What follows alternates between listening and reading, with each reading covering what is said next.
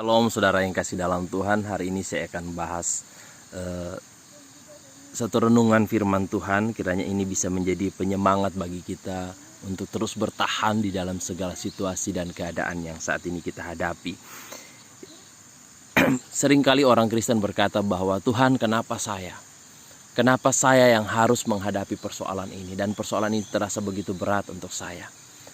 Nah, saudaraku yang kasih dalam Tuhan, ada satu kebenaran firman Tuhan untuk hal ini yang diambil dalam Filipi 1 ayat 29.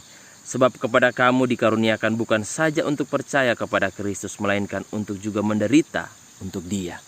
Jadi orang Kristen itu ada dua panggilan. Pertama dipanggil untuk percaya kepada Kristus, dikaruniakan iman untuk percaya kepada Yesus sebagai satu-satunya Tuhan Juru Selamat dalam hidupnya. Yang kedua yang orang Kristen lupa bahwa dia juga dipanggil untuk menderita bagi Kristus. Ya, menderita bagi Kristus. Nah, kenapa kita dipanggil menderita bagi Kristus? Ya, saudaraku, ya yang jelas yang pertama, karena kita bukanlah orang-orang dunia. Ya, Yesus berkata karena kamu bukan orang dunia, tentu dunia tidak mengenal kamu dan dunia akan sebagaimana dunia sudah membenci aku, dunia juga akan membenci kamu. Kenapa? Karena kamu bukan dari dunia. Ya, itu yang pertama. Ya, jelas sekali ya, kita bukan orang-orang, memang kita orang dunia tapi kita sudah ditebus. Oleh sebab itu kita seringkali diperlakukan tidak adil oleh dunia. Ya, karena Yesus sudah katakan bahwa kita bukan dari dunia ini. Kita sudah dipanggil menjadi pengikut Kristus, menjadi murid Kristus. Ya, jadi kalau kita menderita, ya kita menderita karena Kristus. Nah, itulah panggilan. Nah, yang kedua, Pak Ibu yang kasih dalam Tuhan, dalam penderitaan itu adalah sebuah proses pembuktian diri. Ya, jadi ketika saudara dia mengalami pelecehan, ketika saudara mengalami ketidakadilan, ketahuilah itu sebagai proses untuk pembuktian diri saudara. Apakah benar-benar saudara pengikut Kristus atau tidak. Surga menyaksikan ketika Anda sedang mengalami penderitaan.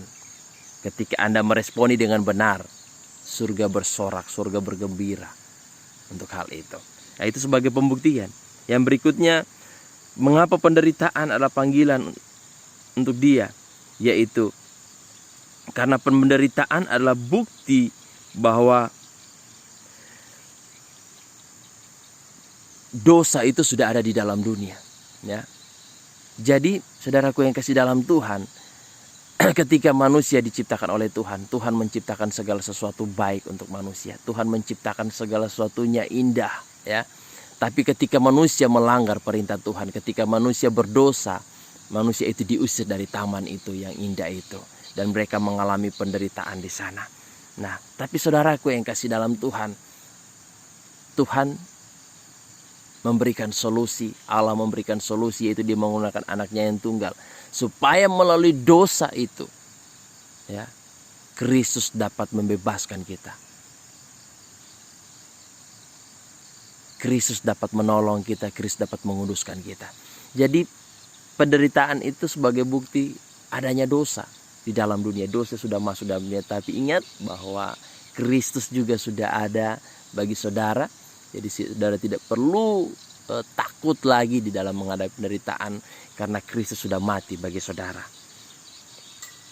Yang berikut, penderitaan itu juga membuat kita sabar dan penuh dengan iman.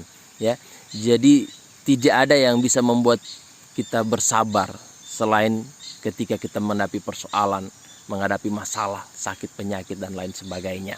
Itulah yang membuat kita sabar dan penuh dengan iman bahwa Tuhan akan menolong kita, Tuhan akan memberikan kita jalan keluar pada waktunya.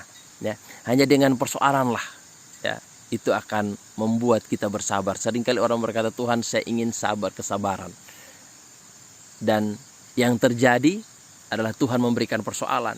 Kenapa? Supaya melalui persoalan itu kita menjadi orang-orang yang sabar. Dan terakhir, melalui penderitaan itu kita benar-benar bertobat. Ya, jadi panggilan penderitaan itu yang terakhir ya untuk dia, supaya benar-benar kita mengarahkan pandangan kita hanya kepada Kristus saja. Benar-benar kalau dulu kita mengandalkan orang lain, dulu kita mengandalkan pikiran kita, mengandalkan kecerdasan, kepintaran kita, tapi ketika kita menghadapi persoalan, biasanya di sanalah kita benar-benar bertobat, hanya mengandalkan Yesus saja, hanya mengandalkan firman Allah saja, hanya mengandalkan kehendaknya saja. Nah, itulah tujuan dari penderitaan yang kita alami. Dan terakhir saudaraku yang kasih dalam Tuhan, untuk menutup sesi ini, untuk menutup firman Tuhan hari ini, saya ingin membagikan saya ingin membacakan suatu firman Tuhan dalam Mazmur 37. Dan bergembiralah karena Tuhan, maka Ia akan memberikan kepadamu apa yang diinginkan hatimu. Saudaraku, satu saat ada seorang bernama Tim Hansel. Dia seorang pendaki gunung yang jatuh dan ia mengalami cacat. Dia berkata begini saudaraku, dia berkata bahwa sakit, ya, itu tidak bisa dihindari, tetapi penderitaan itu adalah pilihan. Nah, artinya apa saudara yang kasih dalam Tuhan? Ya memang sakit itu tidak bisa saudara halang-halangi, atau tidak bisa saudara menipu diri dan berkata saya tidak sakit, tidak bisa. Itu tidak bisa dihindari dalam penderitaan. Tapi perasaan menderita, ya, itu adalah pilihan dari saudara. Ya, saudara bisa memilih menderita atau saudara pilih bersuka cita. Nah, Tim Hansel tadi setelah dia berkata seperti itu, dia mendorong orang-orang untuk memilih sukacita. Walaupun Tim Hansel sudah mengalami cacat, ya, mengalami keadaan yang menderita. Dulu dia sempurna tapi sekarang dia cacat. Tapi dia tidak berkata dia menderita, tapi dia berkata bahwa mari kita memilih bersukacita dalam segala hal apapun yang kita alami. Ya saudaraku yang kasih dalam Tuhan, benar, marilah kita memilih bersukacita. Bahkan dikatakan Mazmur tadi, bersukacita karena Tuhan pun akan mendengar dan Tuhan akan memberikan apa yang kita inginkan dalam hati kita. Ya, jadi ada jaminan di dalam sukacita. Mari milikilah sukacita di dalam Kristus. Apapun yang saudara hadapi, memang apa yang saya katakan tadi tidak menjawab persoalan saudara, tidak akan menjawab sepenuhnya membuat saudara puas. Tapi ketika saudara memilih bersukacita bahkan di dalam Kristus, ya, bersukacita bukan di dalam keadaan saudara, bukan, di dalam Kristus.